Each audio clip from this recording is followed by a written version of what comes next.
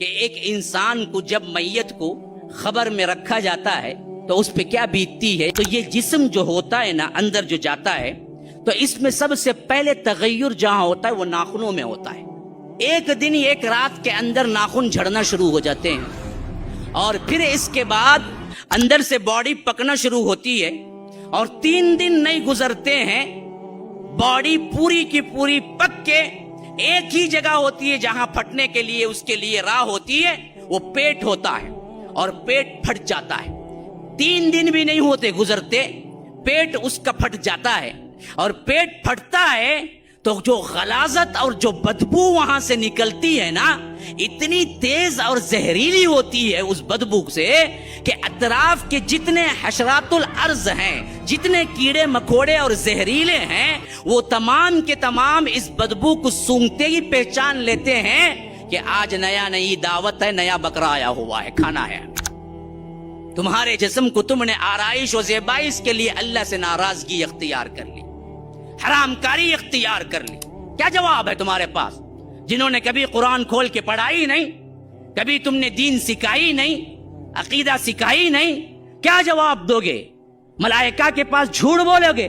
تمہیں اٹھنا ہے, جواب دینا ہے. اور وہ وقت بھی بڑا کٹھن وقت ہے جب تمہارے اندر اللہ تبارک و تعالی پھر جان ڈالے. چاہے اپنے آپ کو تزئین کر لو, مزین کر لو, خوبصورت بنا لو, لیکن یاد رکھو موت کا ایک جھٹکا کافی ہے, وہاں سے تمہارے اندر ویرانی چھا جاتی ہے. ایسی ویرانی کے انسان میت کو دیکھ نہیں سکتا. آج تو بہت سے لوگ ہیں جو اپنی باوا کی میت کو بھی نہیں دیکھتے. کیا وہاں کھڑیں گے تھے اسرائیل اسے بھی پکڑ لوگ چل جائیں گے تھے. اس کے سے انہیں کیا ہے, دھلانے نہلانے بھی غسال کو بلا تھا. حالانکہ اسرائیل کا لفظ حدیث میں نہیں آیا, کہیں بھی ملک الموت کا لفظ آیا ہے. بہرکیف مشہور ہو گیا ہے کہ وہ کیا ہے, روح نکالتے ہیں. لیکن ہمیں موت سے اتنا ڈر ہے کہ ہم کیا ہے اپنے عزیزوں کو بھی نہیں نہلاتے. نہلانے کے لیے ہم غسال کو رکھتے ہیں, جبکہ اسلام کے طریقے میں ہمیں کہیں نظر نہیں آتا کہ الگ غسال ہو. قریب عزیز و اقارب جو ہوتے تھے وہی نہلایا کرتے تھے. ہم موت سے اتنا دور بھاگ چکے ہیں, اتنا ڈرتے ہیں, لیکن یہ کیا ڈرنے سے چھوڑ دے گی؟ نہیں, آ کر رہے گی اور مرنا ہی پڑے گا. مرتے ہی ہوتا کیا ہے, وہی گھر جس کو تم نے سینچ کے اپنے خون پسینے سے بنوایا ہے, خود کے بیٹے ایک دن سے زیادہ تمہیں رکھنے کے لیے تیار نہیں ہوتے. ہاں, نکلو یہاں سے, تمہارا کام ختم. اگر کوئی سونے کا دان بنوا کے ڈالا ہے تو بھی بیٹا بولتا کہ لے جاؤ, خبر میں کیا کرتے, نکال کو ہم نے وراثت میں تقسیم کرو بولتا. ہاں, کوئی چیز چھوڑی نہیں جاتی, سب کچھ نکال کے اسے کیا ہے کفن میں لپٹا کے, وہ بھی حکم ہے, ورنہ تو ننگا ہی دفنا دیتے. ننگا پیدا ہوا تھا, شکر ہے کہ اللہ نے حکم دیا ملبوس کر کے دفناؤ. تو ہمیں کیا ہے دفن کیا جاتا ہے تو کفن پہنا کے.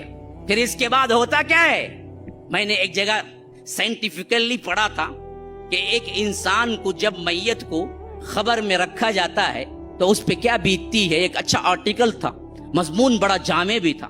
وہ کہتا ہے کہ ہم نے جب سائنسی لحاظ سے تحقیق کی تو یہ جسم جو ہوتا ہے نا اندر جو جاتا ہے تو اس میں سب سے پہلے تغیر جہاں ہوتا ہے وہ ناخنوں میں ہوتا ہے. ایک دن ایک رات کے اندر ناخن جھڑنا شروع ہو جاتے ہیں اور پھر اس کے بعد اندر سے باڈی پکنا شروع ہوتی ہے اور 3 دن نہیں گزرتے ہیں باڈی پوری کی پوری پک کے ایک ہی جگہ ہوتی ہے جہاں پھٹنے کے لیے اس کے لیے راہ ہوتی ہے وہ پیٹ ہوتا ہے اور پیٹ پھٹ جاتا ہے. 3 دن بھی نہیں ہوتے گزرتے پیٹ اس کا پھٹ جاتا ہے اور پیٹ پھٹتا ہے تو جو غلاظت اور جو بدبو وہاں سے نکلتی ہے نا اتنی تیز اور زہریلی ہوتی ہے اس بدبو سے کہ اطراف کے جتنے حشرات الارض ہیں جتنے کیڑے مکوڑے اور زہریلے ہیں وہ تمام کے تمام اس بدبو کو سونگتے ہی پہچان لیتے ہیں کہ آج نئی دعوت ہے, نیا بکرا آیا ہوا ہے, کھانا ہے. ہاں, اللہ نے وہ سینس رکھا ہے اس کے اندر. جب پیٹ پھٹتا ہے نا وہ پیٹ پھٹنے سے جو زہریلی گیس نکلتی ہے اور وہ غلاظت نکلتی ہے تو وہ تیز دار جو بدبو ہوتی ہے وہ بدبو زمین کے اندر پھیلتی ہے قبر میں، تو سائنسدان لکھتے ہیں، کہتے ہیں کہ وہ دراصل جیسے ہی آگے جاتی ہے تو مٹی کے اندر جو حشرات الارض ہیں اور خاص کر زہریلے کیڑے مکوڑے ہیں، ان کو وہ سینس جیسے ہی لگتی ہے ان کو معلوم ہو جاتا ہے کہ نیا مردہ ابھی دفن ہوا ہے، کھانے کے لیے جمع ہو جاؤ، آج رات دعوت ہے، تو وہ پورے کے پورے جمع ہو جاتے ہیں۔ پھر اس کے بعد وہ ایسے کھاتے ہیں انسان کے جسم کو، ہڈیاں باقی رہ جاتی ہیں، اور یہ ہڈیاں بھی پھر چند دن کے بعد چٹکنے لگتی ہیں، الگ الگ جوڑ الگ ہونے لگتے ہیں، ایک ایک ہڈی ایک ایک جوڑ الگ کر دیتی ہے، اور کچھ عرصہ نہیں گزرتا اس کا کوئی نام و نشان نہیں رہتا ہے۔ یہ حالت ہو کر رہنے والی ہے ہر کسی کی۔ تمہارے جسم کو تم نے آرائش و زیبائش کے لیے اللہ سے ناراضگی اختیار کر لی، حرام کاری اختیار کر لی۔ ہاں، جو روز روز اللہ کے رسول کی سنت کو گٹر کے نالیوں میں بہاتے ہوئے نہیں ڈرتے، شیونگ اٹھتے ہی شیونگ کرتا بدبخت، اللہ کے رسول کو یہ چہرہ دیکھنا تک پسند نہیں تھا۔ تم حوض کوثر کا جام لوگے شیونگ کر کے مر کے، یاد رکھو وہیں تمہاری کیا سختی شروع ہو جائے گی جب ملک الموت دیکھیں گے، میت آئی ہے بغیر داڑھی کے، پکڑو اسے، نشانی تو لے کے نہیں آیا۔ ایک ہی تو عمل، ایک ایسا عمل ہے نا جی جو نامہ اعمال میں نہیں تمہارے ساتھ آتا ہے، باقی سارے عمل تو نامہ اعمال میں آتے ہیں۔ ایک عمل وہ ہے جو تمہارے ساتھ آتا ہے، وہ ہے داڑھی۔ داڑھی لے کے جاؤ گے تو کم از کم کیا ہے، ملائکہ جیسے دیکھیں گے پہچان لیں گے کہ یہ دراصل رسول کا امتی آیا ہے، لیکن ہم نے تو اس کا بھی لحاظ نہیں رکھا۔ تو یاد رکھیے، پھر یہاں سے جب سوالات کا سلسلہ شروع ہوا تو یاد رکھو جس کا سوال ہو گیا اس سے بھی یہ سوال چوتھا ہوگا، ترمذی وغیرہ کی روایت کے مطابق۔ 3 سوالات تو مشہور ہو گئے، لیکن 4واں بھی ایک سوال ہے، تو نے کیسے جانا؟ جو بندہ جواب دیا ہے وہ کہے گا قرأت کتاب اللہ وآمنت وصدقت بہ، میں نے اللہ کی کتاب پڑھی، اس پر ایمان لایا، اس پر تصدیق کی۔ اور جو بندہ کبھی قرآن پڑھا ہی نہیں، باپ دادا کے دین پہ تھا، یاد رکھو وہاں جھوٹ بول سکے گا؟ اللہ کی قسم کھا کے پوچھتا ہوں، بیٹھنے والے جو ہیں کبھی جنہوں نے قرآن کو چھوا تک نہیں، جب فرشتے جواب کے لیے پوچھیں گے اگر تم جواب دے بھی چکو، کیسے تجھے معلوم ہوا؟ کیا جواب ہے تمہارے پاس؟ جنہوں نے کبھی قرآن کھول کے پڑھا ہی نہیں، کبھی تم نے دین سکھائی نہیں، عقیدہ سکھائی نہیں، کیا جواب دو گے؟ ملائکہ کے پاس جھوٹ بولو گے کہ قرأت کتاب اللہ، میں اللہ کی کتاب پڑھا؟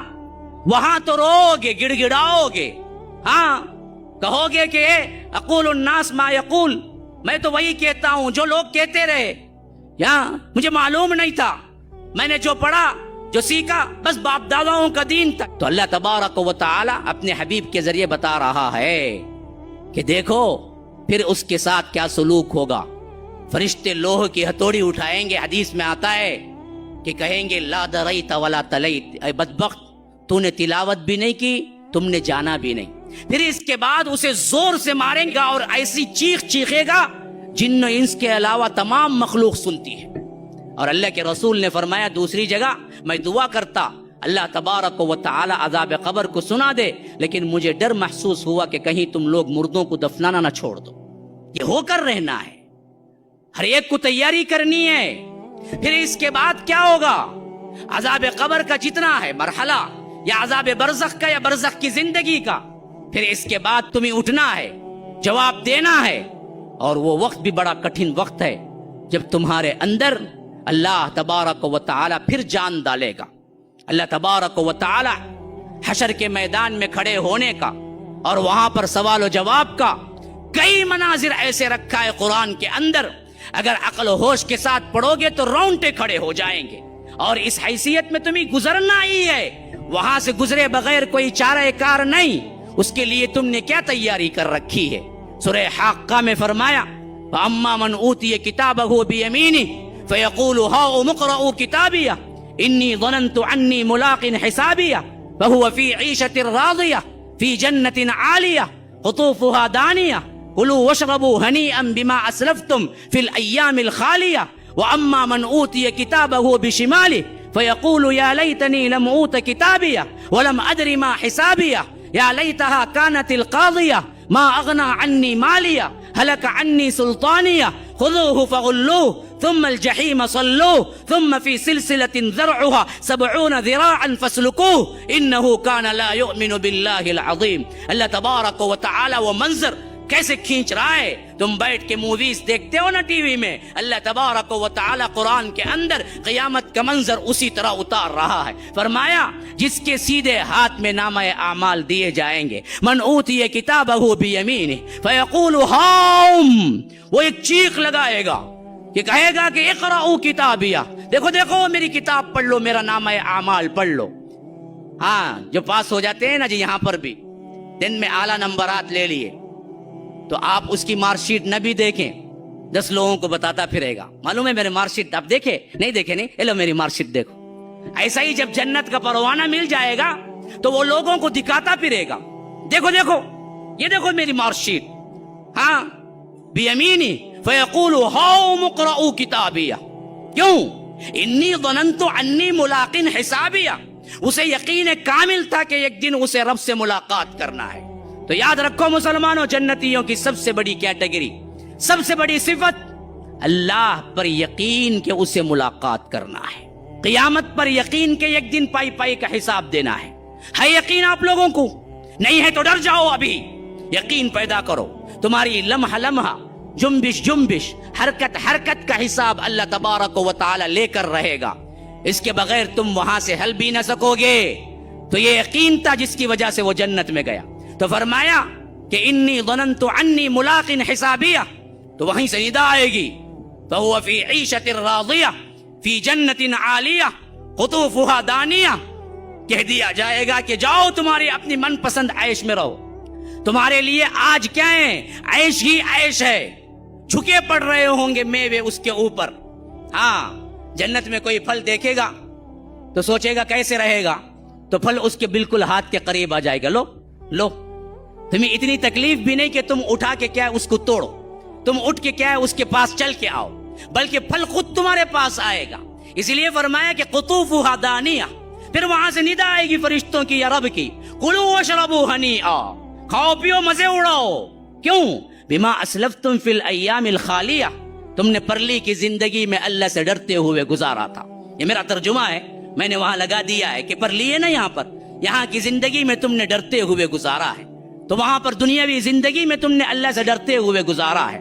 اور ادھر جنہوں نے اللہ کے ڈر کے ساتھ اطاعت کے ساتھ زندگی نہیں گزاری, تو فرمایا وَأَمَّا مَنْ أُوتِيَ كِتَابَهُ بِشِمَالِهِ, بائیں ہاتھ میں جس کو دیا جائے گا نامہ اعمال, فَيَقُولُ يَا لَيْتَنِي لَمْ أُوتَ كِتَابِيَهْ, وہ کہے گا کہ ہائے مجھے یہ کتاب نہ دی گئی ہوتی. مارک شیٹ دیکھ کے بھی کیا ہے, اگر فیل ہے تو چھپاتا پھرتا یہاں کا بندہ. یہی حال اس وقت کا جہنمی کا ہوگا, وہ چھپاتا پھر رہا ہوگا, کہہ رہا ہوگا کہ کاش کہ مجھے نہیں دی جاتی. لم اوت کتابیہ ولم ادری ما حسابیہ. اصل میں جہنم جانے کا سبب کیا بنا جی؟ اللہ کہتا ہے کہ اصل میں اسے یقین نہیں تھا, اسے ایمان ہی نہیں تھا کہ اس کا حساب ہونا ہے.